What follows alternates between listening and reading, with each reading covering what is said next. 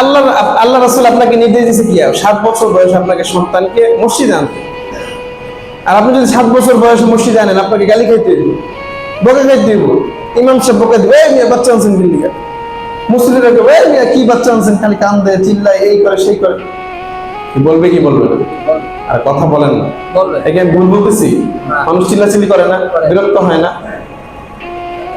তাহলে দেখেন আল্লাহ রাসূলের নির্দেশ হচ্ছে 7 বছর বয়সে বাচ্চা আনতে হবে। 7 বছরের বাচ্চা আপনি নির্ণয় করতে পারবেন না 5 বছর না 7 বছর। 7 বছরের বাচ্চা কিন্তু একবারে ছোট, গায়ে গোত্র কিন্তু অনেকের গুণত অনুযায়ী অনেকে 10 বছরের পরে বৃদ্ধি হয়, অনেকের 7-8 বছরের একটু ভালো স্বাস্থ্য হয়, কিন্তু অনেকের যারা মানে ম্যাক্সিমাম 7 বছরের বাচ্চা কিন্তু বোঝা যায় না যারা 5 বছর না 7 বছর। বাবার সাথে স্বাভাবিকভাবে বাচ্চা আসতে চায়। আমরা এটাকে বিভিন্ন হয়রানির শিকার করি, ধমক দিই, হুমকি দিই, ধামকি দিই, ভয় দেখাই, বাচ্চা আনবেন না, এই করবেন না, সেই করবেন। অথচ বিষয়টা এমন না।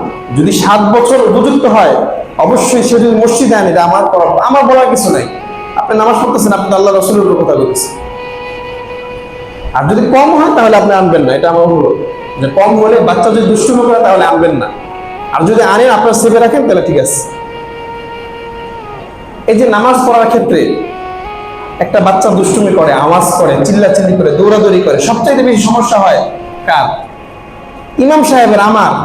আমি যে সূরা পড়ি আমি তো একটা সূরা আগাইতেই পারি না, এতটা কষ্ট হয় আমার যে যখন একটা চিল্লা শুনি, একটা আওয়াজ শুনি, একটা দৌড়াদৌড়ি শুনি, আমি সূরা আগাইতে পারি না। আমি রুকু সিজদা পেছ লেগে যায়, কি করবো, পেছ লেগে যায়।